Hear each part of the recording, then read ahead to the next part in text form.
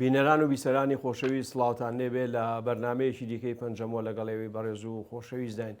لە بەرنمەیەم جارەشدا درێژە بە گفتوگۆکەمانە دەین لەگەڵ سیاسەتمەدار و نووسەر و ڕۆژنامەنووس کاک سەربەست بامەڕنی.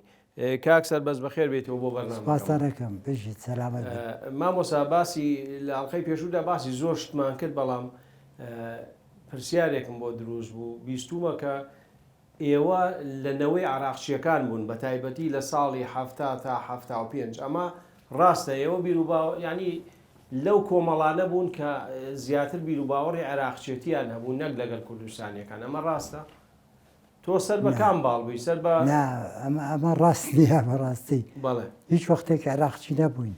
بەڵێ بەڵام سیاسەتی عامی جەماعەتەکەی کە ئێمە لەگەڵی بوون لەگەڵ حکوومەتی عێراق بوو. بەڵێ بەس من مەبەستم دوای ساڵی هەفتایە لەوەی کە کۆمەڵی ڕەشدەران دروزە بێت دوایی ئەبێ بە وەکو نیە باسی باڵی عراقی و باڵی کوردستانیەکرێ.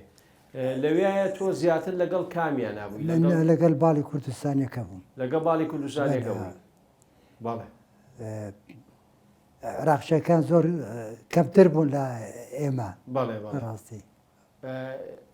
دەوری کاک شەهیدارام لە کۆمەڵایە چی بوو ئەو کاتە؟ بە تایبەتی لە ڕۆژنامەکەیشتا خۆ کەمتر باسمان کە بەڕاستی ینی ئەو چەندین و هینی هەبوو، ینی ستونی هەبوو، شتیتیان نووسیەوەوانە.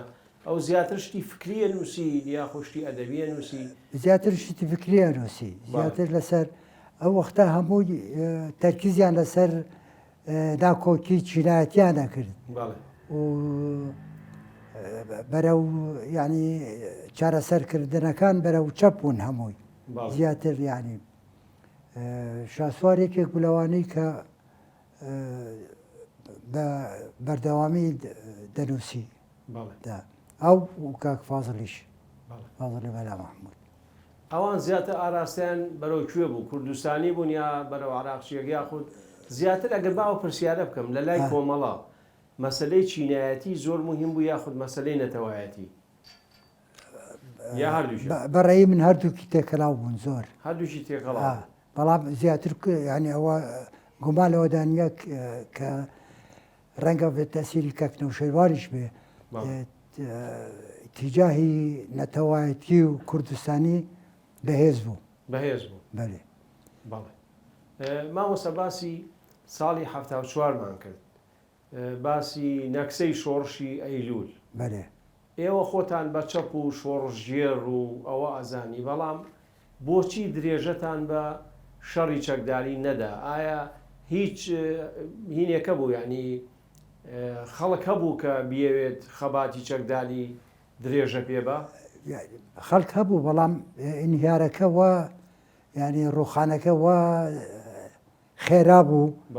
من پێم وایە تەنها ئەوانەی کە سەرکردەشمان بوون فریای ئەوە نەکەوتن چارەسەرێک بدۆزنەوە.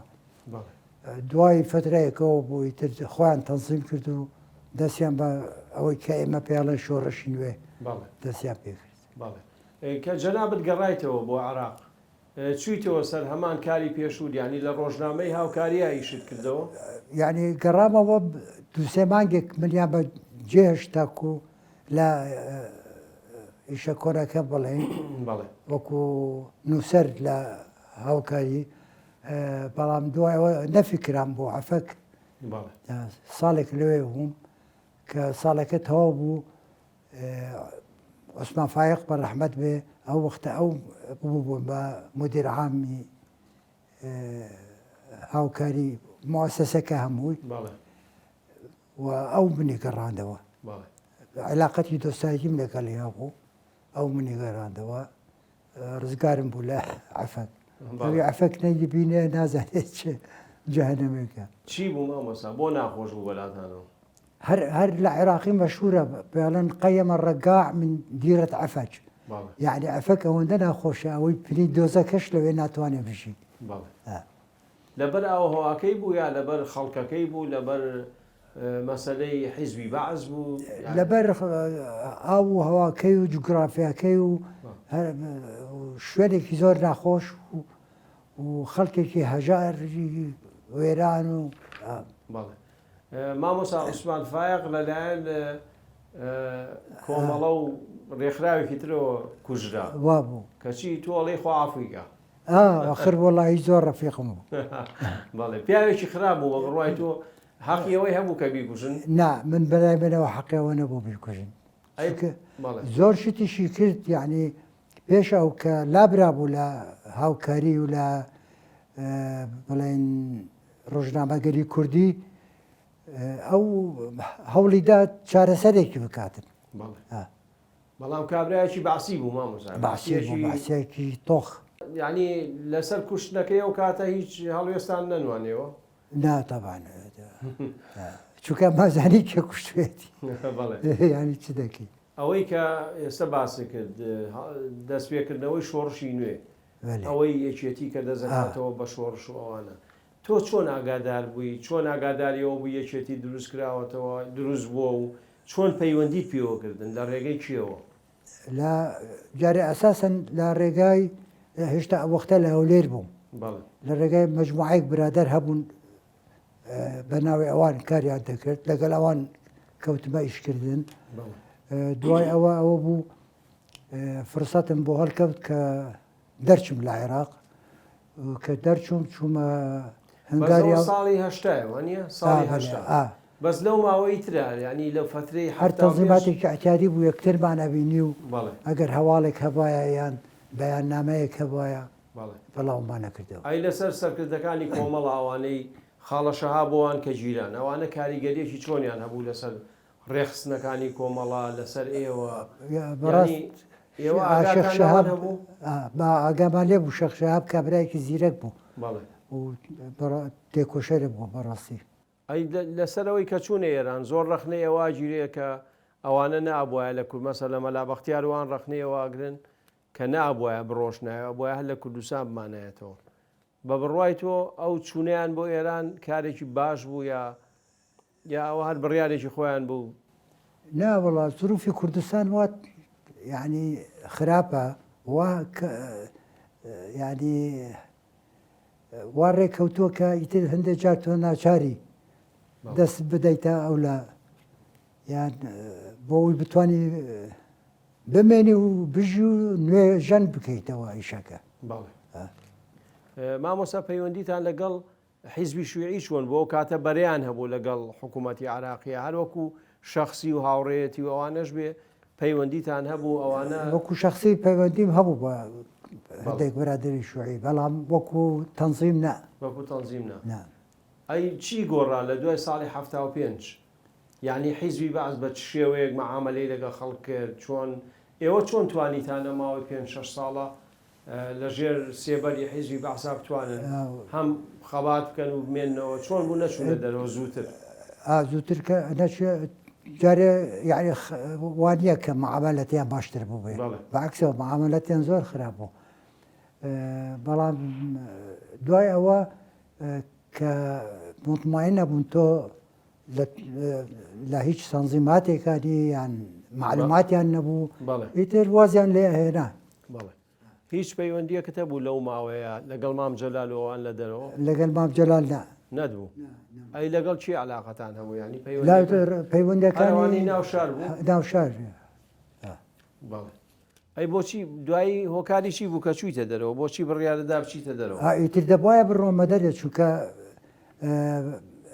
یعنی خەڵکمان هەبوو جوابیان بۆ نردی کە معلوماتیان لەسەر چالاکی من هەیە لە ئەمن و مراقبە مەکەن ئیتر ئەو وەختە وەزیری سەقافەیە چی ئەمین عامی سەقافەیان پێوت دۆستم بوو زۆر خەڵکی دهۆکە محەممەد ئەمین شەبی ئیتر ئەو یارمەتیدام کە پەسەپۆرت وەرگرم پەسەپۆرتیشم نەبوو موافقەتی سەفەری بۆ وەرگرتم و ئەشیزانی ئەڕۆم و ناگەڕێمەوە ئیتر ئەو کە موافقەتەکەی وەرگرت بەڵێ مامۆساوانەی کە لەگەڵ حیزبی باسا کاریان نەکرد هەندێک جار لەواچێ کاری باشیشیان کرد بێجار بەجارێک ڕاستە هاوکاری ئەویان کردووە هاوکاری خەڵکی تریان کردووە هەبوو بەلێ ڕاستە یەکێک لەوانە ئەبوو نەسیر محامی بوو لەگەل ئێمە لەگەل کاک فاروق جەمیل مەسەندەکێک بوو لەوانەیە کە لە ڕێکخستنەکان ئیشیە کرد لە هەولێر هەبوون خەڵکی واش هەبوو. بەڵێ کەواتە یەکەم وێزگەی تۆ لە دەرەوەی کوردستان و عراق کوێ بوو چوویتە کوێ؟ چوومە هەنگاریا بۆ هەنگاریا ئابلێ بە ماڵ و مناڵەوە ڕۆشتم چونکە ئەمزانی ئەگەر وانە بێ ئازاریان زۆرە بێ و لەوێ ساڵ بە برادەران کرد لە دیمەشق بێتر چوومە سووریا. چوویتە سووریا؟ بەلێ. ساڵی چەند؟ 86 یا 82 مامۆستا زووتر نەبوو؟ ینی پێش مفاوەزاتەکەی یەکێتی چوویوانە یا دوای مفاوەزاتی پێش مفاوەزاتەکە بە ساڵێک کەواتە ساڵی 82 بەڵێ احتیمالە 83 و 84 گفتوگۆ هەبوو مفاوەزات هەبوو لە بین حکوومەت و آخر کە لە شام بووین ئەو مفاوەزاتە ساڵێک بوو تقریبا لە شام ئەو مفاوەزاتە دەستی پێ کرد ئەو وەختە کاک فواد معسووم بەرپرسی مەکتەبی دیمەشق و ڕێکخستنەکان بوو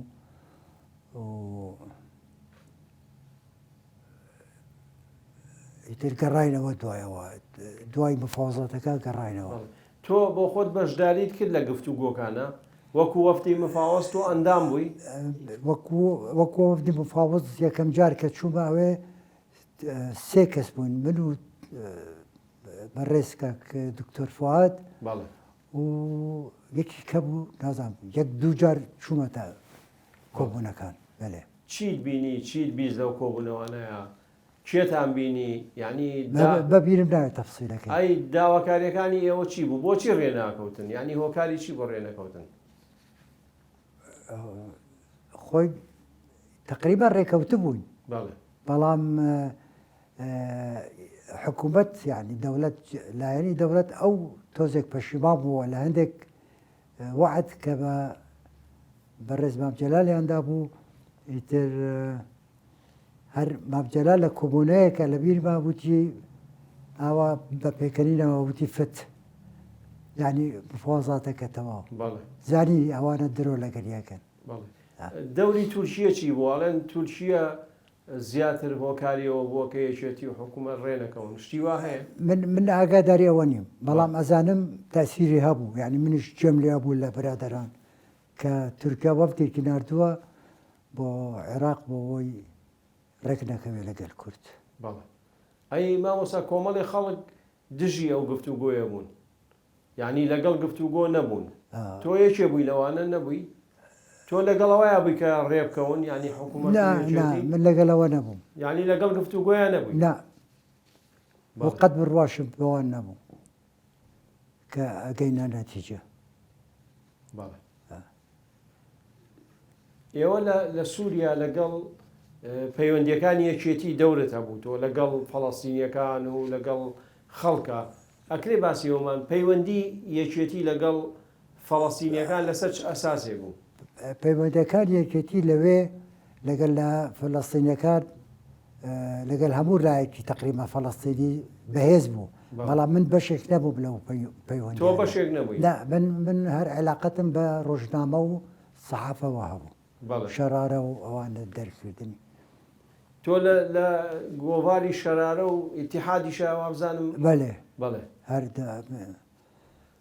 مامۆستا بۆ مێژوو ئێوە ئەتانتوانی لە شەرارە و لە ئیتیحادە مەسەلەن باسی پارچەکانی تر بکەن یاخود ڕەخنە لە سووریا بگرن شتی واتە نەتوانی؟ ڕەخنە لە سووریات زۆر کەم زۆر کەم بەڵام ئەوی تر هەمووی ئازاد بوو. ئەی مامۆستا پەیوەندی ئێوە لەگەڵ سووریا لە چه ئاسێکا بوو ینی لەسەر چ بنەمایەک بوو؟ زۆر بینمان لەگەڵ سووریا زۆر باش بوو تاکو مفاوەزاتەکە کە مفاوەزاتەکە بوو ئیتر پچرا ترەوە بە هەموو زۆربیان دەرچوون قسمێکی کەم مایەوە. تۆ چیت کە دەو کاتە؟ چوومە دەرەوە. چیتە دەرەوە؟ بەڵێ.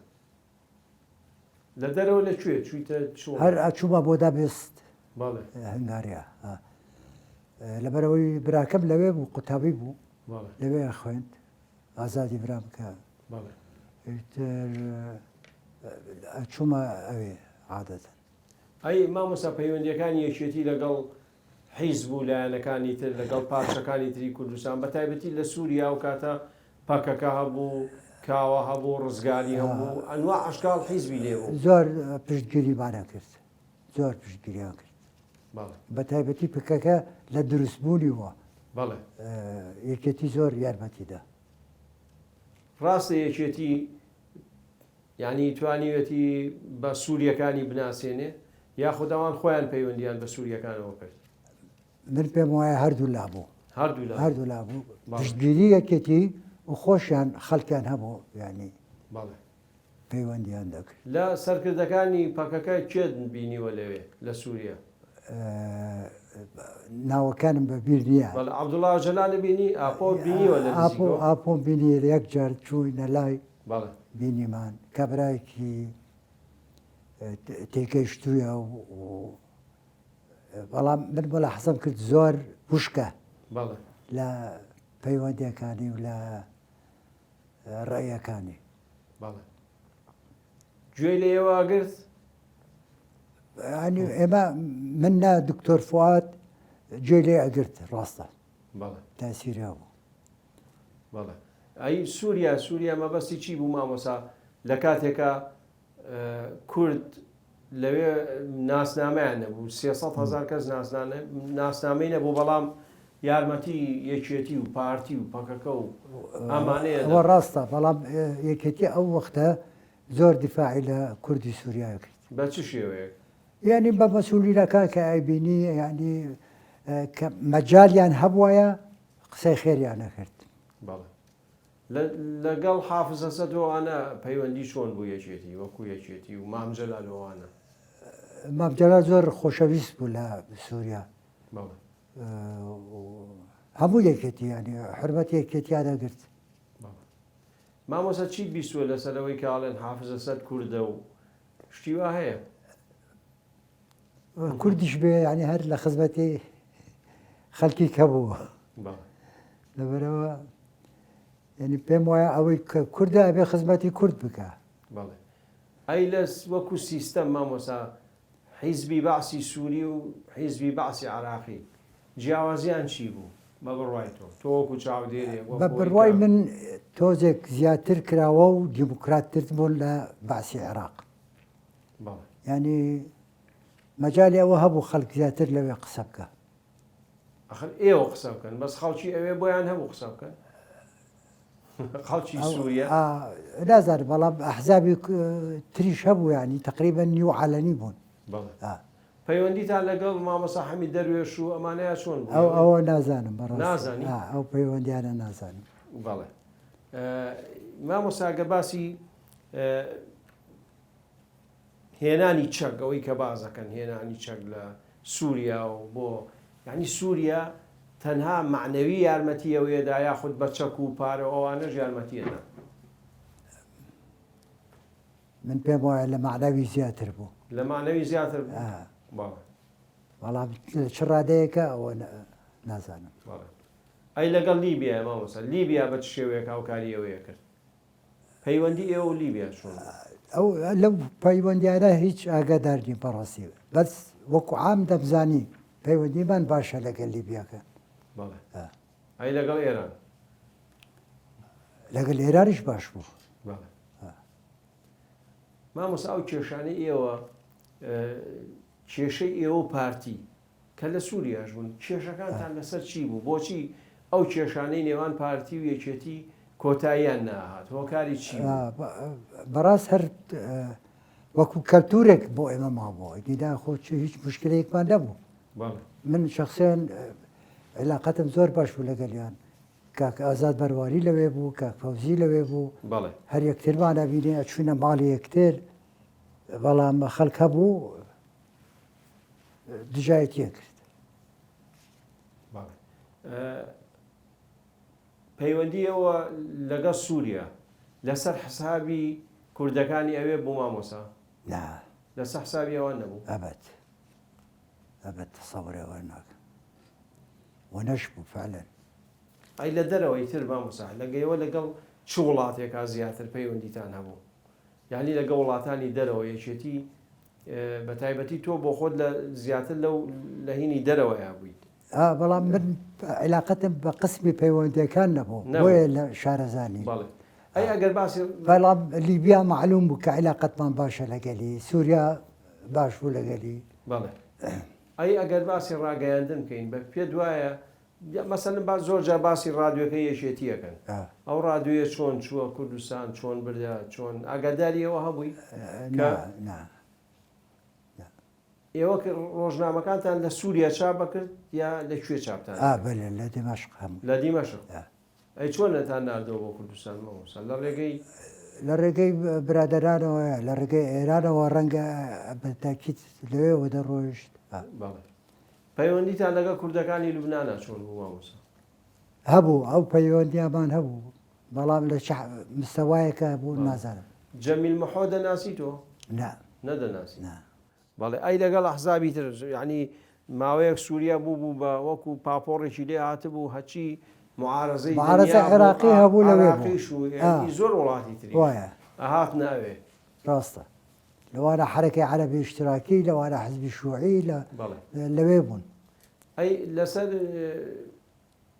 مەسەل حیزبی شووعی نا حیزبی بەعس ئەوانەی کە جیا بوونەوە لە بەعس ئەوانە دانیان بە مافی کوردان ناکە لە سووریا بوون و ئێوە هاوپەیمان بوون لەگەڵیانە بەرەی جووتان دروستکرد جەوقەت بەرەی جەوقەتان دروستکرد لەگەڵیانە. طبعا لە حدودێکە لە سنوورێکە دانیان بە مافی کوردانە یعنی وەکو حکومی ذاتی شتیوە. یعنی لەوێش لە کاتی معارەزەبوونیشە هەر دانیان نانا بە مافەکانی کووردا وەکو پێویست؟ وەکو پێویست قەت نەبووە. قەت نەبووە. ئێستاش نەبووە. مامۆسا لە پەیوەندیەکانتان لەگەڵ سووریا تۆ ڕازی بووی ینی لەسەر ئەو ئەگەر بە چاوێکی ڕەخنەگرانەیەنی بکەیت ڕەخنەت هەیە لە پەیوەندیەکانتان لە هەسوکەوتی سووریا لەگەڵ ئێوە یاخود؟ نا تەنها مەجالێک بوو بۆ ئێمە کە بەردەوامی لە ئیشکردن ینی سووریا یارمەتی داین ئەو فترەیە سووریاش لە بەرخۆی یارمەتی ئێمەیدا زدی بەعسی عێراق بوو دوو تیجاهی جیاوازن زۆر دژی یەکترن. زۆر باشە مامۆسا پشوویە گەین و دوای درێژە بە قسەکانمان باش.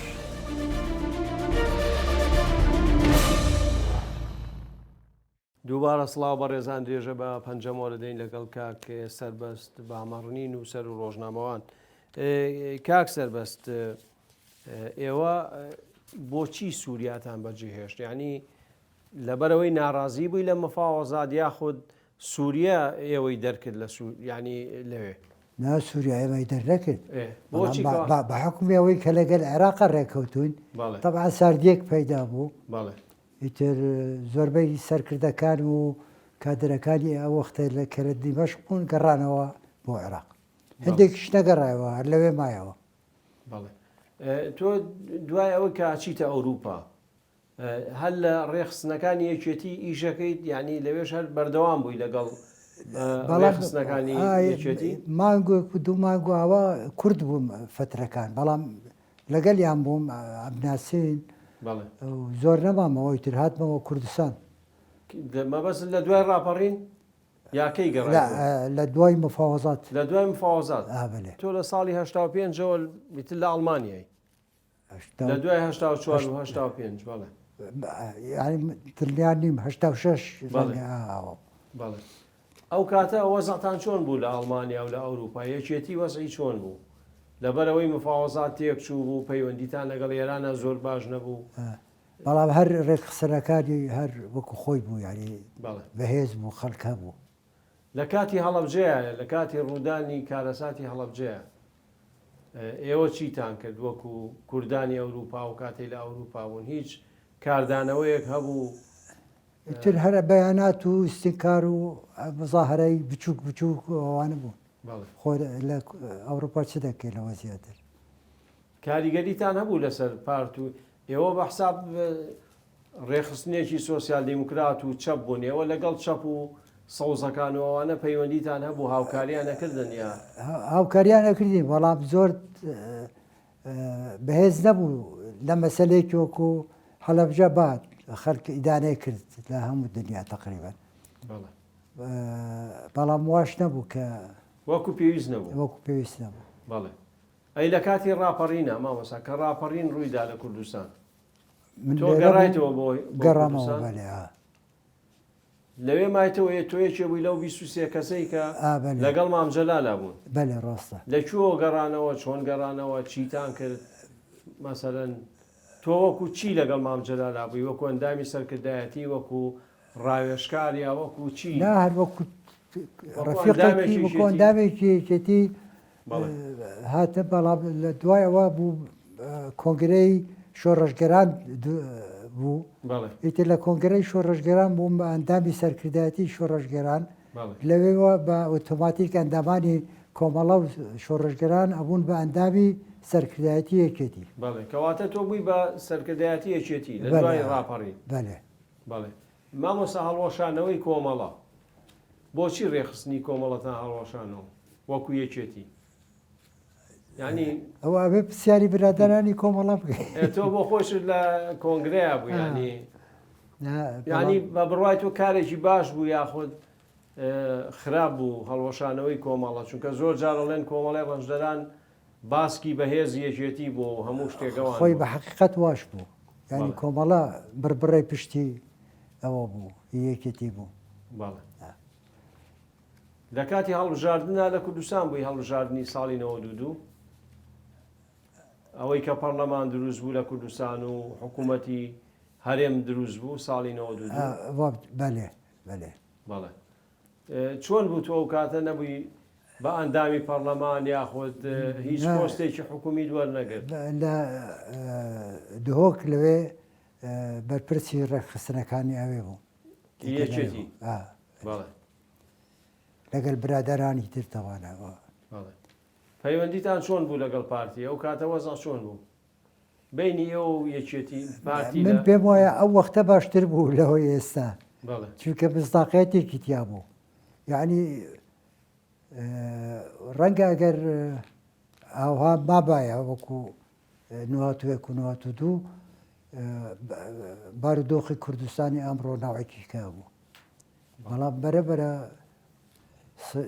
سراعەکە یا ناکۆکێکە تۆختر لێ بەڵێ ئەی کەواتە مامۆستاگەر لەسەر شەڕی ناوخۆ چیاڵی کەواتە ئەگەر وابوو بۆچی شەڕی ناوخۆ دروست بوو بەڕاستی ئەوە کاری ساتێکە بەڵێ بەس هەمووتان هەوانەی کە بەشدار بوون هەمووڵێ کارەسات هەموو بەشداریشتان کردووە هەمووتان کەس نییە لە ئێمە بەشداری نەکردبێ بەڵام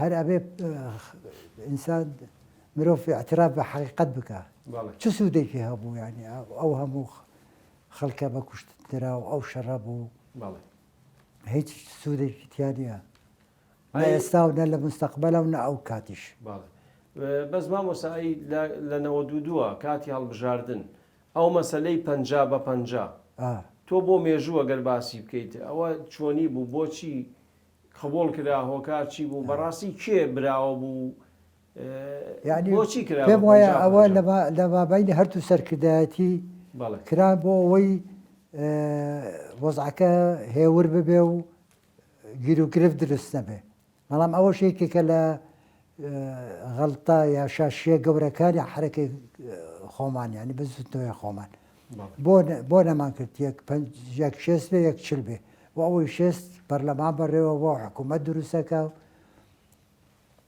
ئەوەمان نەکرد لەبەرەوەی زۆرفەکە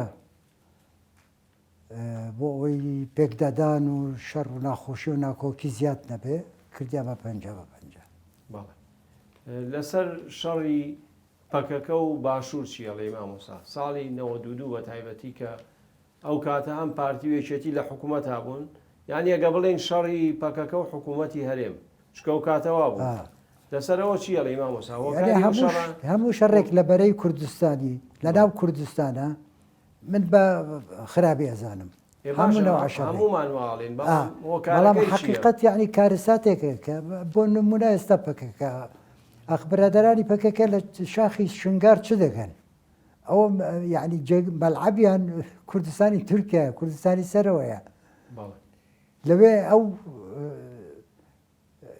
ینی چالاکیە ناکەن وەکو ئەوەی کە لە بەتینا لە دەور پشتی بابڕی دەیەکێ خۆمانە ئەیکەن من پێ ڕاستە هەریەک بە ئەرکی خۆی هەستێ لە شوێنی خۆی لە زروفی تایبەتی خۆی بۆ سەرگێژی بۆ حکوومەتی هەرێمی کوردستان دروستکەینەوە چ فایدەیەکی تیا چه قازانجێکی تیا بۆ کورد ئەی دەوری وڵاتانی دەوروبەر چییە ئێران و تورکیەوەوانە دەوریان چییە لەو مەسەلەی و شەڕانەی کە دروست دەبن و ئەوانیش هەر دەستەخەنە ناو کاروباری هەرێمی کوردستانەوە وایە بەڵام یعنی هەر دژمناتێکەیە کەی بینیمان لە ئێران یا لە تورکیا یا لە سووریا مافی کورد باشتر بوو ئەو وەختە با قسە بکەن بەڵام کە خراپترە زۆریش خراپترە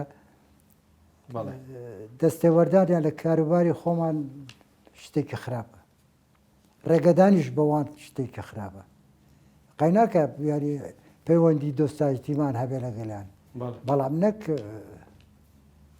ڕێمان پێشاندن وا دەکەن وا ناکەن بۆ ئێستا واکەن مامۆسا من لەو قەناعەتەم بەبێ ئەوەی ناو بڵێم هەندێک حزبی کوردی هەیە بە قسەی ئەوانەکە مامۆستا ساڵی 2000 ئێوە جەریدەیەکتان دەرەکرد بە ناوی مؤتەمەر لە لەندەن ئەوەی چییە بۆ جەریدەیە مؤتەمەر هی معارەزە بوو معارەزەی عراقی معارەزە عێراقی هەموو لایەکانی ئێوە دەورتان چی بوو لەوێ محەرر بووم نوێنەری کورد بووم لەوێ لە لەندەن مامۆساوت تەسیری هەبوو بۆ ڕۆژنامەیە ڕۆژنامەی مؤتەمەر یعنی عەلەقەل بۆ جالەیەک عێراقی لە دەرەوەی عێراق تەسیری هەبوو خەڵک بەدوایە گەڕا و ئەویست بزانێت چ ئەخبار هەیە هەواڵ هەیە چیە داینابوو چیە دروستی کردنی بڵێن دامەزرانی ئەو جەریدەیە کێ بوو ینی معارەزە عێراقی ئاخر سەرکردایەتێکی هەبوو ینی وابزانم زیاتر مبادرەکەی بەڕەحمەت بە ئەحمەد چەلەبی بوو بەڵام نوێنەرانی هەموو حزبەکانی تیا بوو بەلایانی پارتی و یەکێتی تیا بوون ئەتانتوانی دەنگی کورد بگەێنە خەڵک لەوێ بە ئازادانە کەسمانی عینە بوو یعنی ئەگەر بمان ویست بە وامان کردیش یانی شت هەبوو یان مەقالێک یا شتێکە لەسەر هەڵەبجا یا شوێنی تر ینی ڕۆژنامەیەکی عێراقی بوو کەواتە هیچ ڕێگریەک نەبوو لەوەی هیچ ڕێگرێک نەبوو چێ سەرنووسەری بوو مامۆستا گەل لەبێ دەبێ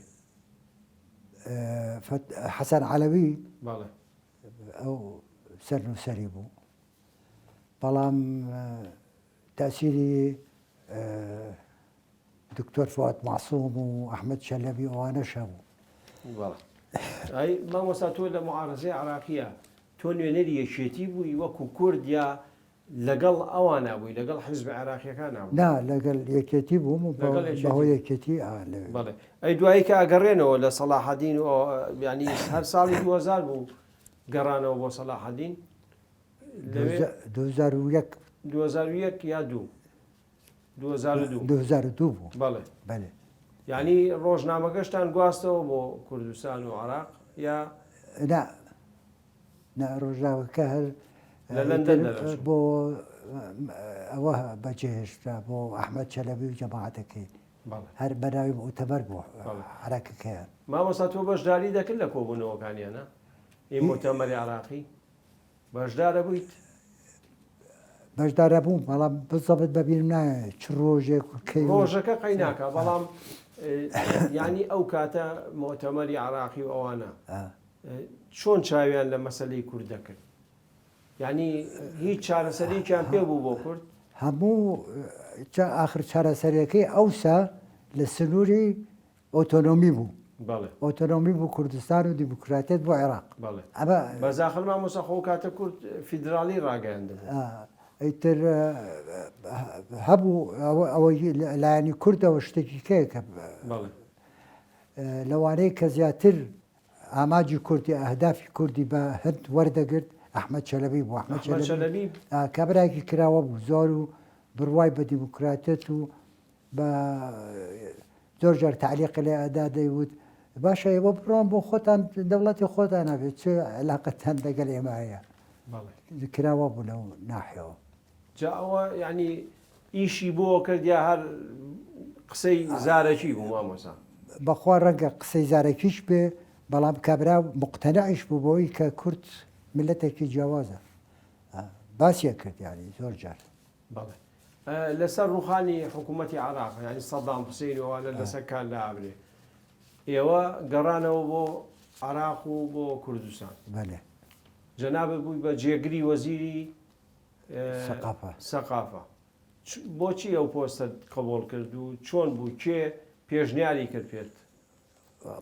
پۆستەکە لای من گرنگ نەبوو بەڵام لەبەرەوەی یعنی بڕیاری حزبە ئیتر بندای من کابراایکی سۆفی بووم لەو مەسالانە یعنی حەزب ئەڵێ چی ئەوە ڕاستە ئیتر بڕۆتەوە مناسبیش بۆ لەگەڵ ئیشەکەی خۆت هەندێک شتێکی لێ بازاری ڕاگەیاندوانە هەر ئەوە بوو بەڵام زۆر لەوێ نەمام 2007 استقالم کرد خۆم داوای تەقاعدم کرد و دانیشتم باشە چیتان کرد لەو کاتەیە هیچتان کرد بۆ زمانی کوردی بۆ ڕۆژنامەگەری کوردی یاخود ئێوە وەکو وەزارەتێکی عراقی ئیشتان نەکرد زیاتر وەکو وزارەتێکی عراقی بوو بەڕاست بەڵام شتێکی کوردی نەبوو پیا یارمەتی بدا یا داعمی بکە ئەی باشە مامۆستا بەغا لە ساڵانی 60 و هەفتاکان و هەشتاکانیش ناوەندێکی گرنگی ڕۆژنامەگەری کوردی بۆ هەموو ڕۆژنامە و گۆڤار و شتە دەرەچوو لە دوای ڕوخانی سەدام ئەو شتانە هیچی نەما لە بەغا نەمان ئێوە و کاتە هیچ هەوڵتان نەدا بۆ زیندووکردنەوە تەنانەت ڕادووی بەغاژ نەما ینی دەنگی کوردی ئەوە نەژوەستێنرا من خۆم نەم کردووە ئەوە ڕاستە بەڵام شتێک شتەما بوو یارمەتی بدەی یا هانی بدەی زیاتر فراوان بێ ینی مؤسسەیەکی کوردی نەبوو لە دەرەوەی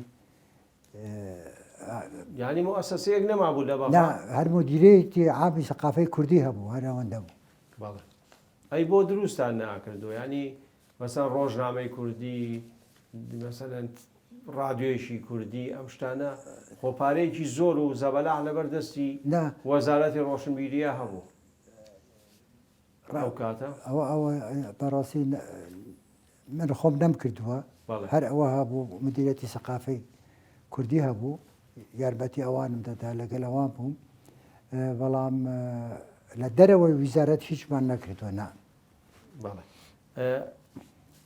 ئەی بۆچی وازت هێنا مامۆستا هۆکاری وازهێنانت لە وەکیل وەزیری چی بوو جێگری وەزیری ڕۆشنبیری بڕوا پێ نەبوو بە ئەویشە ئەویشی من نەبوو من کابراایکی زیاتر سربەستم چی وا خراپ بوو کەوای لێ کردی کە وازبێنی یەکێتی ڕازی بوو بەوەی کە وازهێنا خۆ وازم لە یەکێتی شوێنە بەڵ هەر ئەو کاتە هەر ئەو کاتە هۆکاری ئەوە چییە مامۆستا دوای ئەو هەموو ساڵات تۆ لە ناوێکێتی ئایشت کرد کۆمەڵە بووی دوای شۆڕەجێڕان بووی کۆمەڵێک پەیوەندێکی خۆشت لەگەڵ مام جەلالەوانەیە هەبوو هۆکاری ئەوە چی بوو کە وازت لە یەکێتیەنە ئەوە بۆ خۆمی هەب بەچێترم ینی شتێک نییە کە باسی کەیت و بیڵێ ناتەوێت بیڵێ بەڵام سەبەب هەیە ئەبە لێ سەبەبمەیە خۆ بەڵێ ئەی چی پارتی باشتر بوو لەوەی کە تۆ پەیوەندی بەوانەوە بکەی هۆکاری ئەوە چیە پارتی با ینی سەبەبەکەی چییە ینی سەبەبەکەی هەر حزبێکی کوردستانیە اتجاهەکەی نەتەوایەتیە دیموکراتە ئەو شتانێک کە ئێمە بەعیبی ئەزانین لەناو پارتی لەناو هەموو حزبەکانی تر هەیە یعنی هیچ فەرقێک نییە لە مەسەلەی نەوعیەتی ئەو خەڵکە بەڵام ئیتیجاهێکی پرپەروەرانەیە و کوردایەتیە و بە تایبەتیش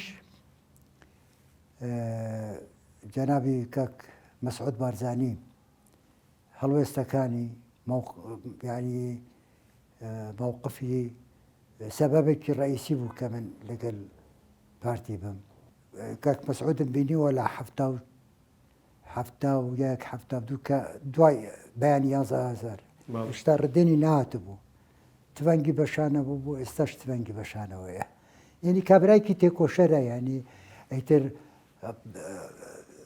هەندێک جار خراپی کرد بێت شاشی کردی بێت باش کرد بەڵام بەردەوام بووە لە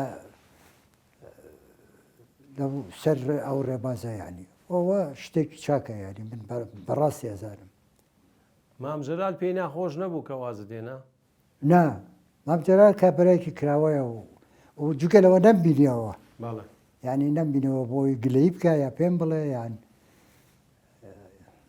نەمبینەوە بیرەوەریەکانت نەنووسیوەتەوە مامۆستا نا چونکە دەبایە پێش ئێستا بنووسم ئێستا بن ئەو زاکرەم نەماوە ناوی برادەرانی خۆم لەبیر نییە ینی بەڕاستی داوای ئەتیزاری شەکەم لەوان چونکە خەڵکێکی زۆر تێکۆشەرم ناسیوە لەگەڵیان بوو شانازی بۆەکەم کە لەگەڵ ئەوان ئیشم کردووە ئەی لەسەر نووسین بەردەوامی بەڵام نووسینی حەدەس و ڕەت دانەوە ینی ئەوە لەوەیە ئەو هەموو ساڵا و هەموو شتانی کە نووسی بوو لە مەسەل لە نور و لە هاوکاری و لە فڵانەوانە کۆد نەکردەوە ینی ئەرشیف و شتن نەکردوون ناوەڵە دنیایەک مەقالم هەیە چزارم ئێستا بەلژنەیەکەوە کۆناکرێتەوە ئەی مامۆستا بۆچی ئەوەندە گرنگی بە ڕۆژنامەوانی عەرەبیە دەیت تۆ بە عەرەبیژە نووسی زۆر ئاخری هۆکاری ئەوە چییە لەگەڵ کام جەریدەی عەرەبی زیاتر پەیوەندیت هەبوو لە ڕۆژنامە عەرەبیەکانە هیچ بە ڕۆژنامەیەکە عەرەبی دەمنووسیوە مەگەر لە ڕۆژنامە کوردیەکان کە بە عەرەبی دەنووسن ئەوانە ینی لەگەڵ حەیات و ئەوانە هیچ پەیوەندی کەم زۆر جار بەجار مەقالاتم نووسیوە یا لە ئیلاف مەسەلەن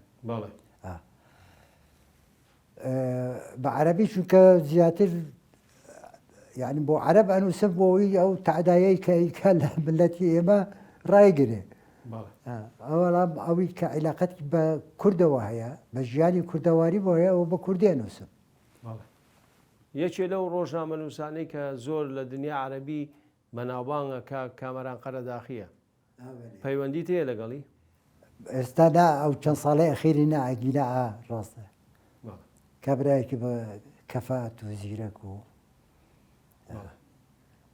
مامۆستا ئەگەر دوا شتێکت هەبێ بیڵێ پێمان خۆشە ینی ئەگەر بتەوێ شتێک بڵێیت کە ینی ئاواکە ئێستا سێری ژیانی خۆ دەکەیت و هاتن و ئاوارە بوون و پێشمەرگایەتی و هەموو ئەم شتانە لەسەر یەک یعنی هیوادارم ئەوە لە سەرکردایەتی کورد نەکەوێتە ئەو شەڕی دووبەرەکیە دوو زۆر گرنگی بە گەنجی کورد بدەن زۆر هەستەکە مەغدورە گەنجی کورد ڕێگای پێ بدرێ پێشکەوێتن و سیقەتی پێ بکەن و دەوری بدەنێن اینجا لەو هەردووانە گرنگتر ئەوەیە کە ئەو ڕێڕەوی نەتەوایەتی بپارێزرێ و بەردەوام بێ و بەرەو سەربەخۆیی و ئازادی مامۆستا زۆر دیفاع لە ڕیفراندۆم کرد بۆچی ئەخر ڕیفراندۆم شۆڕشێک بوو بەلای منەوە شۆڕشێکی گەورە بوو و جەنابی ینی سەرۆک مەسعود بارزانی بە هەموو توانای خۆی پێ هەستا و بێ خەڵک یعنی سپاسی ئەوە بکە چونکە لە سەدا 92 ملەتی کورد بەشداری تیا کرد و دەنگیدا بۆ ئازادی ڕووداوێکی گەورە بوو لە ژیانی کورد بەداخەوە ینی خۆ دوایەوە دەبایە مباشەرەتەن یەکسەر حزبە کوردستانیەکان ئەوی خۆی بە حزبی ملت دەزانێ دەبایە ئەو دوورشمە بەرزکاتەوە دوورشمی ڕفراندۆم بوو کە ئازادی و سەربەخۆیە ئێدایان کردووە پارتی یەک دوو محاولەی کرد سەری نەگرت و تەواوی تر پێ دوایە کورد بە مافەکانی خۆی دوا مەنزڵگەکەی کە سەربەخۆیە بگات هەردەبێ بکە یعنی ئەگەر ئەو لەحزەی کە بڕوان بەوە نەبێ کورد ئەبێ بەژێ یعنی وەکو ئینتیحار وایە من پێم وایە هەردەگا بەڵام گیرروگرفتی ناو خۆمان زۆرە ئەبێ ئەمە چارەسەر بکرێت ئەو عقلیەتەی دووبەرەکی ئەبێ چارەسەر بکرێت. مامۆستا من زۆر سپاس دەکەم بەوەی کە لەگەڵمان بوویت و ماندوومان کرد. زۆر سپاسدانەکەم زۆر مەمنونە. زۆر سپاس. بینەران و بیسەرانی خۆشەویست بەم شێواتینە کۆتایی پەنجەمۆری ئەم جارەمان کە لەگەڵ نووسەر و ڕۆژنامەنووس و هەروەها سیاسی کاک سەربەز بامەڕنی و پێکەوە پرۆمێڵخی داهاتوو دەبینین کە لەگەڵ کەسایەتێکی دیکەوە بەخواتان دەسپێرم. زۆر جار باسی ڕۆڵی سەرۆک عەشیرەتەکانەکرێ هەم لە دروستکردنی کۆمارە هەم لە ڕووخانی کۆمارە. لە سێدارەدانی نەمر پێشەوایش ئیمزایەکی زۆریان کۆ کردەوە. دەڵێت و چووی بارزانی لەو دێوهێناوە بۆ هێناوتە. دەڵێ بارزانی لە ماڵەکەی خۆیان لە خاکەکەی خۆیان هاتووەتە هۆدەیەکی تر. لە تاران ئێوە لەگەڵ خزمێکی خومینی ئاشنام بۆ خۆی دەڵێ عەجەمەگەر هەنگوێنت پێدا حتمما زاریماری تێدایە. ئەگەر کێشەی تەریقەی نەقشبەندی و قادری نەبوایە و ئەیانتوانی لە ڕێگای تەریقەی نەقشبەندی و قادریەوە حکوومەتێکی کوردی پێک بێنن.